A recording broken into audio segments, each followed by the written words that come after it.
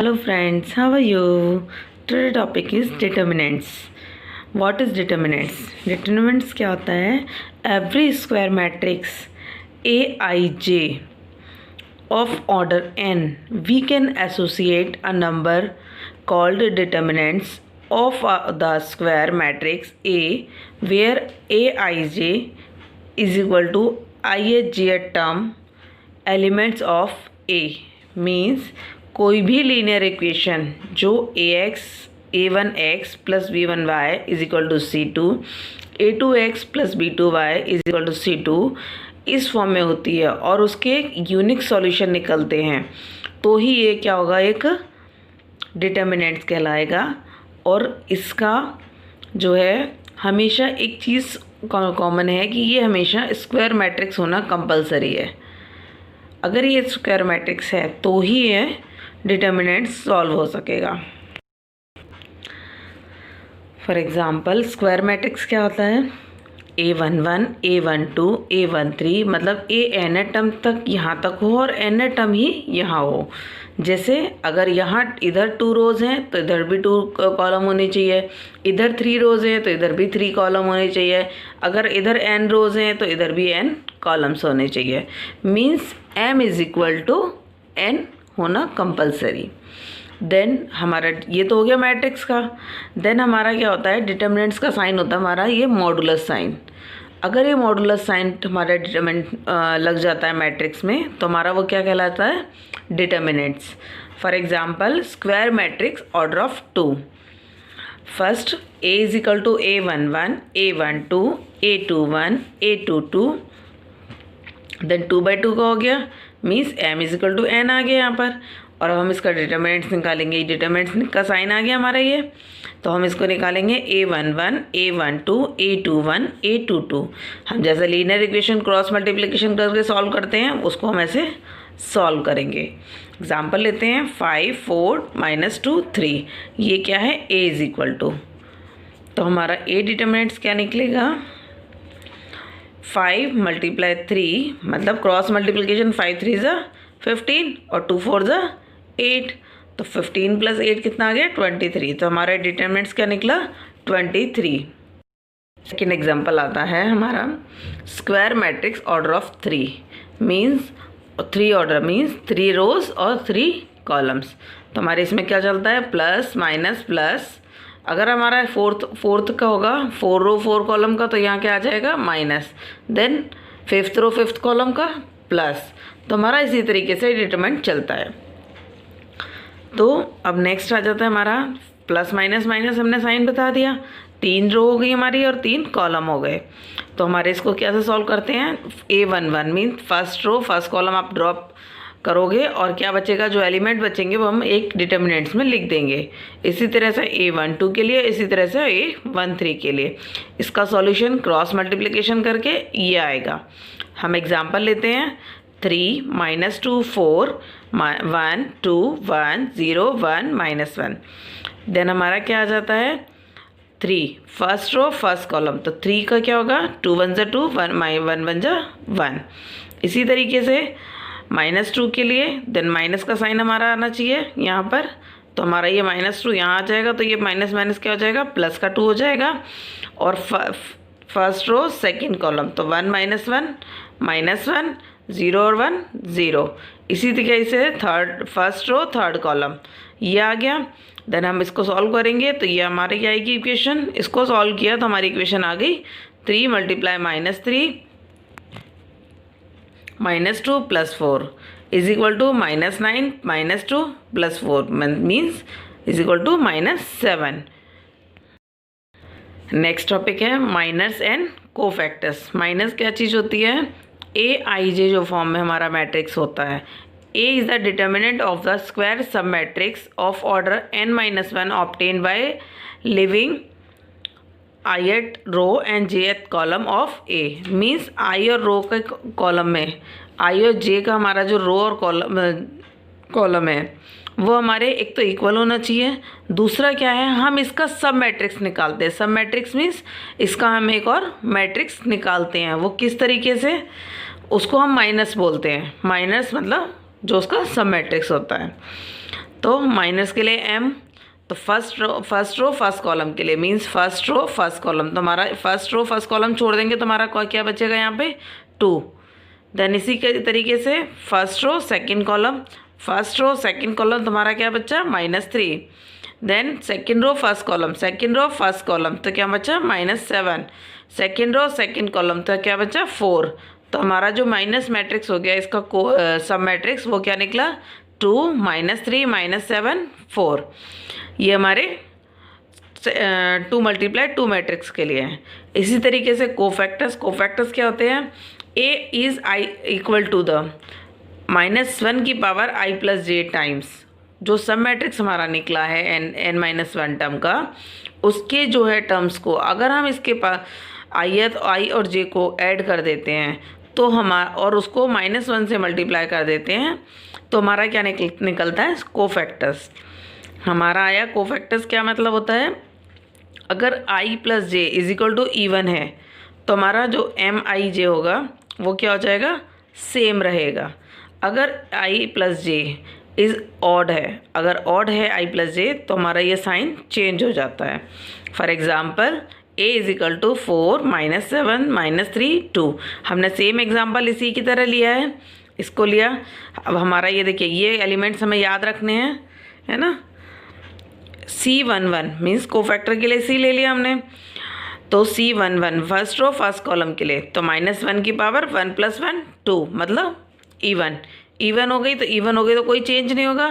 तो हमारा देखिए A11 2 आ रहा था तो A11 हमारा क्या आ गया 2, C11 हमारा भी 2 आया सेम। अब हमारा आ जाता है C12 first row second column तो -1 की पावर 1 + 2 यानी कि 3, तो ये क्या हो गया -M12। तो -M12 क्या था -3, तो -3 और माइनस क्या हो गया +3।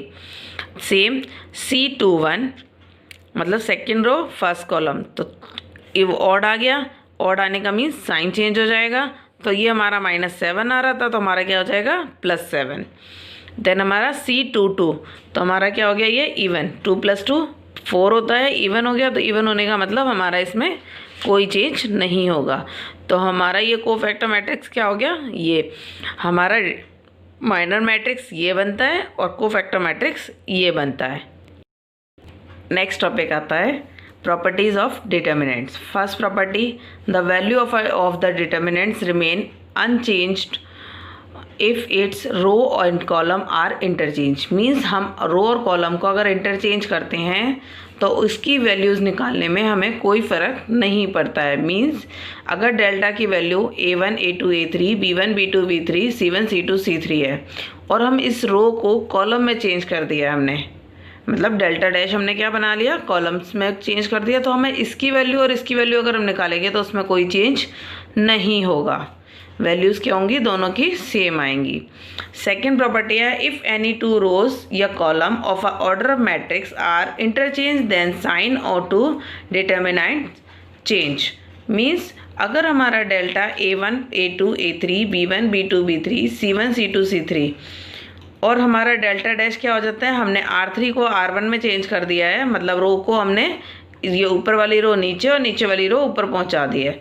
ये किया तो हमारा इसमें क्या चेंज आएगा, सिर्फ साइन का चेंज आएगा, सिर्फ और सिर्फ साइन का चेंज। थर्ड है if any 2 rows of a determinants are identical then value of determinant is 0। अगर 2 रो या कॉलम्स का वैल्यू इक्वल हो जाती है, मीन्स C1 = C2 हो जाए या C2 = C3 हो जाए या C1 = C3 हो जाता है या R2 = R1 R1 = R3 या R2 = R3 हो जाती है। अगर 2 रो 2 कॉलम कोई भी अगर इक्वल हो जाते हैं तो उसकी वैल्यू हमेशा डेल्टा की वैल्यू क्या आएगी 0 आएगी। नेक्स्ट आता है हमारा fourth point, if each element of a row या column of a determinants is multiplied by a constant k then its value get multiply by k। Means delta की value A1 B1 C1 A2 B2 C2 A3 B3 C3 है और अगर इसके हम किसी भी रो में या किसी भी कॉलम में, सिंगल रो या सिंगल कॉलम में हम मल्टीप्लाई कर देते हैं किसी भी कांस्टेंट का, तो हमारी इस वैल्यूज़ पे क्या फ़र्क पड़ता है, सिर्फ हमारा कांस्टेंट बाहर आता है और बाकी वैल्यू सेम रहती है। हमारे कांस्टेंट के संग उसकी वैल्यू सेम रहती है।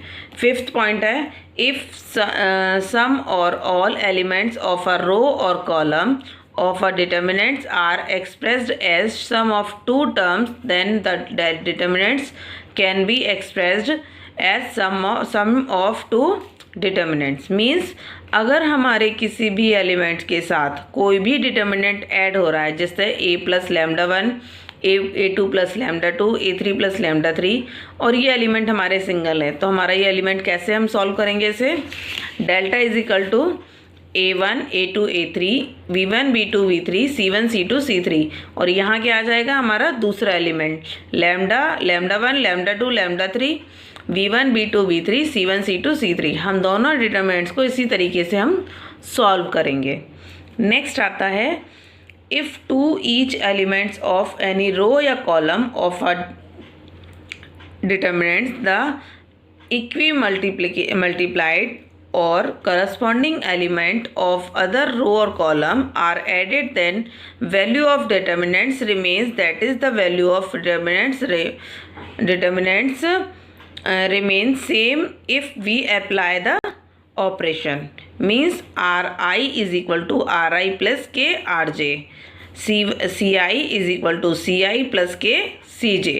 अगर हम रो या कॉलम में किसी भी चीज़ को मल्टीप्लाई करके और उसके साथ हम दूसरे रो या कॉलम को ऐड कर देते हैं तो उसकी वैल्यूज़ पर कोई फ़र्क नहीं पड़ता है। ये हमारा प्रॉपर्टीज़ ऑफ द डिटर्मिनेंट्स था। नेक्स्ट है application of determinants to coordinate geometry. अगर कोऑर्डिनेट ज्योमेट्री में हम डिटर्मिनेंट्स निकालेंगे तो कैसे निकालेंगे, हमारी कोऑर्डिनेट ज्योमेट्री होती है x1 y1 x2 y2 x3 y3 इस टर्म में, तो हमारा डेल्टा क्या निकलता है, डेल्टा मीन्स यहाँ डिटर्मिनेंट्स है 1/2 x1 y2 minus y3 plus x2 y3 minus y1 plus x3 y1 minus y2। हम इसको सॉल्व कैसे करते हैं, हमने जो भी डिटर्मिनेंट्स हमने लिए उसको हमने ऐसे रख दिया x1 x2 x3 y1 y2 y3। Then हमारा थर्ड जो कॉलम होगा वो हमेशा क्या होगा, 1 होगा।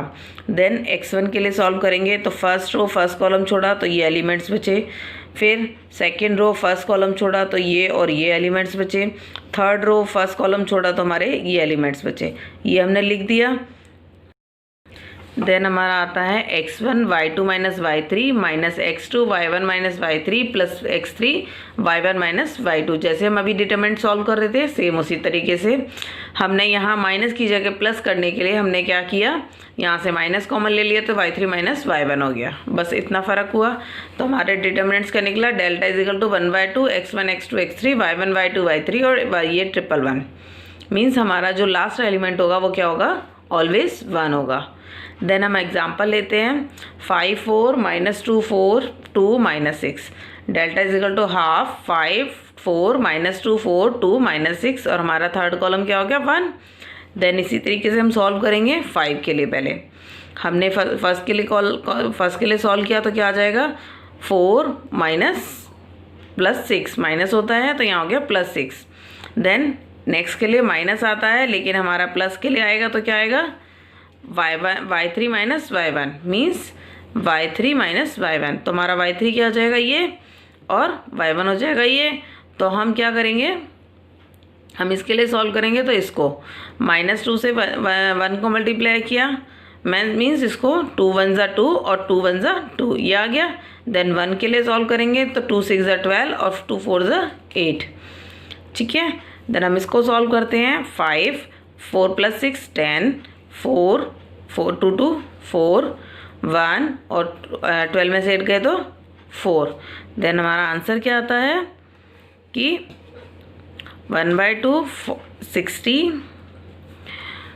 ये प्लस का आएगा, और 10 मल्टीप्लाई 5 50 4 मल्टीप्लाई 4 16 1 4 ज़ा 4। देन इनको प्लस करेंगे तो हमारा क्या आ जाएगा 70, तो इसको कट करेंगे तो हमारा क्या आएगा 35। तो हमारा आंसर क्या आ गया, डिटरमिनेंट्स क्या निकला हमारा, डेल्टा इज इक्वल टू 35। ठीक है। देन नेक्स्ट आता है हमारा application of determinants in solving a system of linear equation. Linear equation इस तरीके से दी होंगी, हम इसको इस तरीके से रख के इसे सॉल्व करेंगे। हम इसको निकालने की क्या प्रोसेस देखते हैं आप। अब हम देखेंगे उसको किस तरीके से सॉल्व करते हैं। पहले हम सीखेंगे adjoint of a matrix. Adjoint कैसे निकालते हैं। A is equal to A11 A21 A31 means first row, second row, third row, then first column, second column, third column, 3x3 का मैट्रिक्स हो गया हमारा। देन हम एडजॉइंट निकालेंगे ट्रांसपोज ऑफ, इसका पहले क्या निकालने पड़ेगा हमें, transpose of A। Transpose of A कैसे निकलेगा हमारा, इस तरीके से, मतलब जो है हमारा हमने क्या निकाला था, पहले माइनस निकाले थे, फिर कोफैक्टर, देन कोफैक्टर जो निकलते हैं वो हमारे क्या आ जाते हैं, ट्रांसपोज। कोफैक्टर हमारा क्या कहलाता है, ट्रांसपोज। कोफैक्टर से जो मैट्रिक्स बनता है वो उसको क्या बोलते हैं हम, ट्रांसपोज। फॉर एग्जांपल जैसे A आता है ये, तो इसके कोफैक्टर्स क्या हो गए हमारे, देखो ये, और इवन इसमें फर्स्ट रो फर्स्ट कॉलम तो 4, second row first row second column तो -1, क्योंकि इसमें कोफैक्टर क्या होता है, साइन चेंज हो जाता है। Then second row first column, second row first column तो हमारा क्या आ गया 3, यानी कि -3 क्योंकि इवन है इसलिए। Then second row second column तुम्हारा 2, तो हमारा जो एडजॉइन ऑफ A, जो ट्रांसपोज ऑफ A निकला वो हमारा क्या निकला, 4 -3 -1 2, ये हमारा हो गया। देन हमने क्या निकालना है इसका, ये एडजॉइंट ऑफ द मैट्रिक्स हो गया। फिर है थ्योरम हमारी एक होती है इसमें मैट्रिक्स के लिए कि एडजॉइंट ऑफ A, अगर हम एडजॉइंट ऑफ A को A से मल्टीप्लाई करते हैं तो, या एडजॉइंट ऑफ A को A से मल्टीप्लाई करते हैं तो हमारा वो किसके बराबर होता है, determinants of A multiply I के बराबर होता है। ठीक है। सेकेंड थ्योरम में हमारी, अगर A determinants of A is equal to 0 है तो ये क्या होगा, सिंगुलर मैट्रिक्स होगा। देन थर्ड है हमारा कि अगर मॉडुलस ऑफ A, मतलब determinants of A B is equal to determinants of A multiply determinants of B, ये दोनों इक्वल होते हैं, तो हमारा क्या adjoint of A into A is equal to AI था। यहाँ पर सेम हमारा क्या होगा, उसके लिए क्या कंडीशन है कि A determinants of A is not equal to 0, तो हमारा मैट्रिक्स क्या बन जाता है हमारा कि A इन्वर्स की वैल्यू क्या हो जाएगी, 1/A determinants multiply adjoint of A। For example ले लेते हैं, जैसे हमारा A एक मैट्रिक्स दिया हुआ है तो हमारा डिटर्मिनेंट्स क्या निकलेगा, अगर ये डिटर्मिनेंट्स हमने निकाला है 1, जैसे फर्स्ट रो फर्स्ट कॉलम के लिए जैसे निकालते हैं सेम वैसे ही 1 16 -9, देन 3 4 -3, देन 3 4 -3, देन 3 4 3 -4, तो हमारा ये इसकी वैल्यू क्या निकली 1, मतलब ये 0 के बराबर नहीं है, मतलब A हमारा जो डिटर्मिनेंट्स है वो 0 के बराबर नहीं है, तो हम इसका क्या निकालेंगे, adjoint of A means transpose. Transpose निकाला हमने, A11 is equal to 7, A12 is equal to -1, then सारे निकालिए, एडजॉइंट ऑफ हमारा मैट्रिक्स ये आ गया।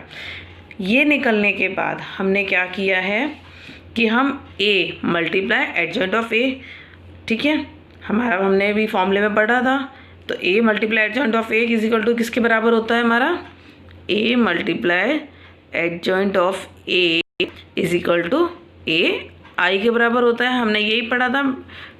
ठीक है, तो हमारा ये आ गया, तो हमने इसको मल्टीप्लाई किया, A हमारा ये था, देन हमने ये रखा और ये हमारा जो एडजॉइंट ऑफ A निकला है ट्रांसपोज, देन इसका मल्टीप्लिकेशन करने पे हमारा की वैल्यू क्या आ गई, ये आ गई, ये आ गई, तो हमारी वैल्यू A आ गई, मतलब ये क्या हो गया, एक आइडेंटिटी मैट्रिक्स हो गया। तो हमारा ये किस में, हम इसमें क्या करेंगे, ये क्या हमारा 1 भी हमारा क्या निकला है, ये आइडेंटिटी मैट्रिक्स हो गया, और हमारा आइडेंटिटी मैट्रिक्स के साथ क्या निकलना चाहिए, हमें उसका मल्टीप्लाई करना है किसका, 1 का, जो डिटर्मिनेंट्स ऑफ A निकला था हमारा ये।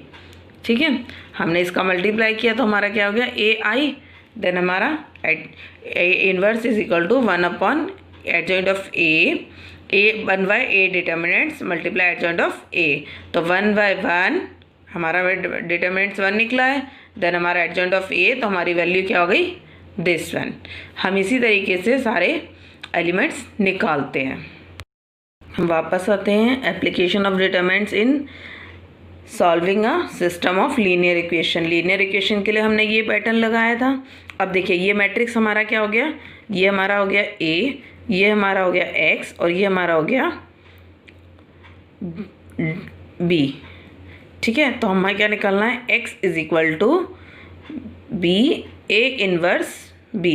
हमने क्या निकालना है, X is equal to A inverse B। तो हम इसे कैसे निकालेंगे बताती हूँ। हमारी लीनियर इक्वेशन में आया था ना, ये हमारा A था, ये हमारा X और ये हमारा B। तो हमें क्या निकालना है, X is equal to A inverse B। Means A inverse क्या होता है यहाँ पर, 1 upon determinants of A multiply adjoint of A multiply B। तो जो हमारा एडजॉइंट ऑफ A ये मिलेगा, ठीक है। हम इसको A इनवर्स की जगह हमने ये रखा क्योंकि A इनवर्स का हमारा फॉर्मूला होता है ये। अगर हम इसको सॉल्व करते हैं आगे तो क्या आ जाता है हमारा, ये जो मल्टीप्लाई करने पर हमारी कुछ वैल्यूज़ आती हैं इस तरीके से, y1 y2 y3। ये हम इसको मान लेते हैं कोई भी वैल्यूज़। तो हमारा x क्या है, x y और z, और ये हमारी वैल्यू आ गई y1 y2 और y3। तो हमारी x की वैल्यू क्या हो जाएगी, y1, y की वैल्यू क्या हो जाएगी y2 और z की वैल्यू z3। हमारी ये वैल्यूज़ x y z की निकलती हैं किस में, लीनियर इक्वेशन में। लीनियर इक्वेशन का मतलब क्या होता है हमारा, कि हमें x y z की वैल्यू चाहिए तो हम इस तरीके से निकालते हैं पूरा।